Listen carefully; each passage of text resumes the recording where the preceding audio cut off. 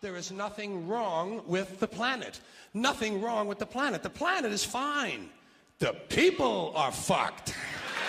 Difference. Difference. The planet is fine. Compared to the people, the planet is doing great. It's been here 4.5 billion years. Did you ever think about the arithmetic? Planet has been here 4.5 billion years. We've been here, what, 100,000? Maybe 200,000? And we've only been engaged in heavy industry for a little over 200 years. 200 years versus 4.5 billion.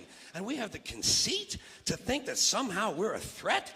That somehow we're going to put in jeopardy this beautiful little blue-green ball that's just a-floating around the sun? The planet has been through a lot worse than us. Been through all kinds of things worse than us. Been through earthquakes, volcanoes, plate tectonics, continental drift, solar flares, sunspots, magnetic storms, the magnetic reversal of the poles, hundreds of thousands of years of bombardment by comets and asteroids and meteors, worldwide floods, tidal waves, worldwide fires, erosion, cosmic rays, recurring ice ages, and we think some plastic bags and some aluminum cans are going to make a difference? The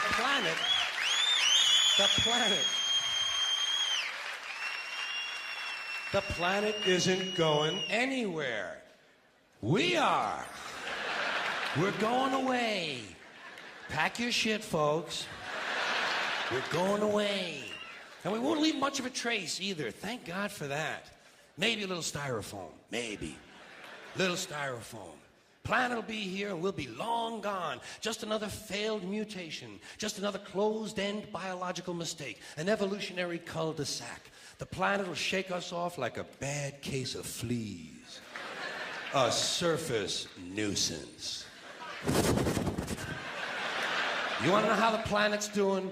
Ask those people at Pompeii who are frozen into position from volcanic ash how the planet's doing. Want to know if the planet's all right? Ask those people in Mexico City or Armenia or 100 other places buried under thousands of tons of earthquake rubble if they feel like a threat to the planet this week. How about those people in Kilauea, Hawaii, who build their homes right next to an active volcano and then wonder why they have lava in the living room? The planet will be here for a long, long, long time after we're gone, and it will heal itself, it will cleanse itself, because that's what it does. It's a self-correcting system. The air and the water will recover, the earth will be renewed, and if it's true that plastic is not degradable, well, the planet will simply incorporate plastic into a new paradigm, the earth plus plastic. The earth doesn't share our prejudice towards plastic. Plastic came out of the earth. The earth probably sees plastic as just another one of its children. Could be the only reason the earth allowed us to be spawned from it in the first place. It wanted plastic for itself. Didn't know how to make it. Needed us. Could be the answer to our age-old philosophical question, why are we here? Plastic. Assholes.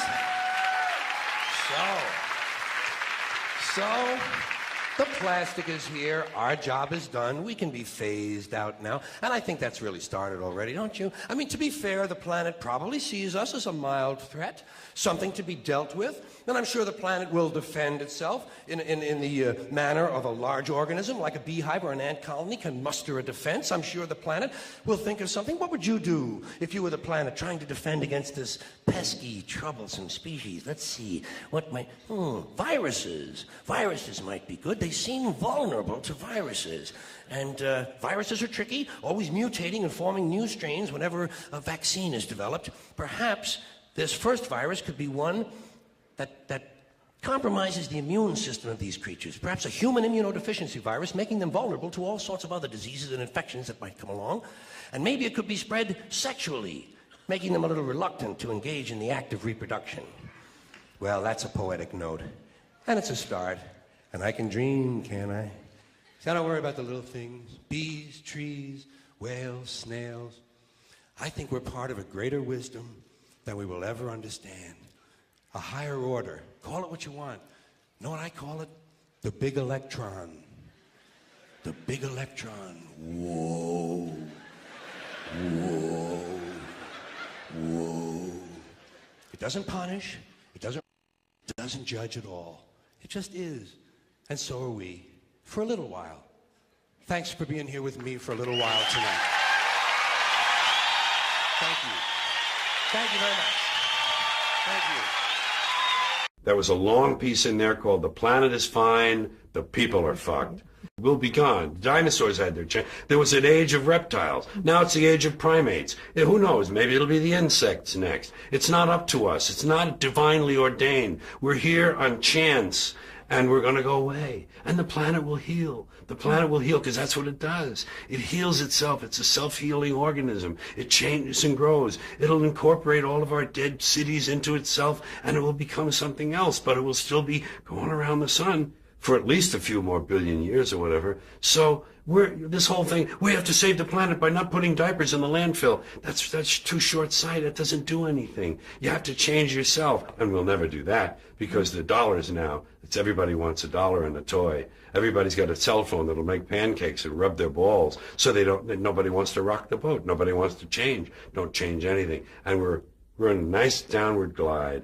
I think we squandered great gifts. I think humans were given great, great gifts. Walking upright, binocular vision, opposable thumb, large brain, making tools. Make tools, large brain, make better tools. Talk, have to like language. You take this, put in here. We learned language, the brain got bigger, language. We grew. We had great gifts. And Americans who also had great gifts. When you take the theory of democratic rule, self-government, okay, they started off wrong. They owned slaves. They didn't let women vote. They didn't let people who didn't own land vote. Fine. They got off on the wrong foot. But the ideas were good. But we fucking blew that. We polluted it. We polluted it with this stuff, things, material goods, games, gizmos, toys, gadgets, having possessions. He's got a bigger truck. He says, see his truck? It's bigger than mine. I'm getting a new truck. Here's a big truck. Oh, I'm getting that one. That's what, you got a video in it? Your DVD too? You don't have a DVD. I got a DVD, Oh, please. Whatever happened? And all of that is what happened, And that's why I'm divorced from it now. I see it from a distance. I give myself a divorce. I said, George, emotionally you have no stake in this. You don't care one way or another. So watch it. Have fun. You know what? I say it this way.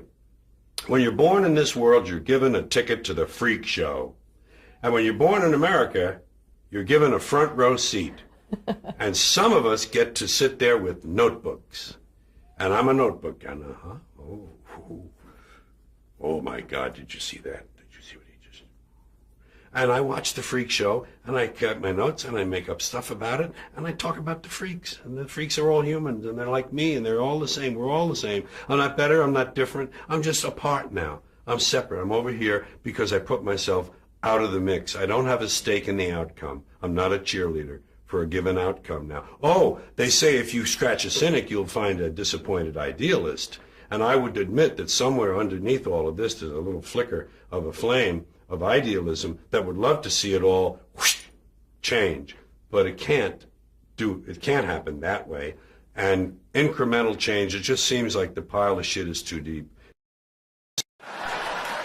But there's a reason. There's a reason. There's a reason for this. There's a reason education sucks, and it's the same reason that it will never, ever, ever be fixed. It's never going to get any better. Don't look for it. Be happy with what you got. Because the owners of this country don't want that. I'm talking about the real owners now. The big, wealthy business interests that control things and make all the important decisions. Forget the politicians. Politicians are put there to give you the idea that you have freedom of choice. You don't. You have no choice. You have owners. They own you.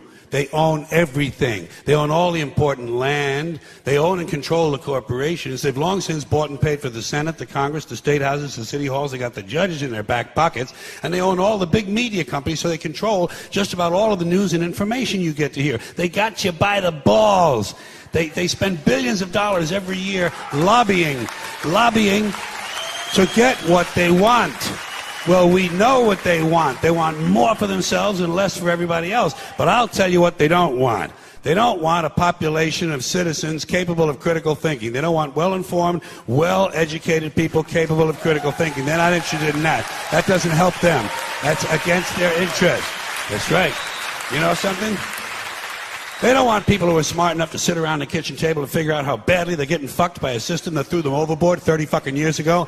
They don't want that. You know what they want? They want obedient workers. Obedient workers. People who are just smart enough to run the machines and do the paperwork and just dumb enough to passively accept all these increasingly shittier jobs with the lower pay, the longer hours, the reduced benefits, the end of overtime, and the vanishing pension that disappears the minute you go to collect it. And now they're coming for your Social Security money. They want your fucking retirement money. They want it back so they can give it to their criminal friends on Wall Street. And you know something? They'll get it. They'll get it all from you sooner or later because they own this fucking place. It's a big club, and you ain't in it. You and I are not in the big club. And by the way, it's the same big club they use to beat you over the head with all day long, where they tell you what to believe. All day long, beating you over the head in their media, telling you what to believe, what to think, and what to buy. The table is tilted, folks. The game is rigged. And nobody seems to notice. Nobody seems to care. Good, honest, hard-working people, white collar, blue collar, doesn't matter what color shirt you have on. Good, honest, hard-working people continue. These are people of modest means. Continue to elect these rich cocksuckers who don't give a fuck about them. They don't give a fuck about you. They don't give a fuck about you. They don't care about you at all. At all. At all. Yeah. You know? And nobody seems to notice, nobody seems to care. That's what the owners count on, the fact that Americans will probably remain willfully ignorant of the big red, white, and blue dick that's being jammed up their assholes every day. Because the owners of this country know the truth. It's called the American dream, because you have to be asleep to believe it.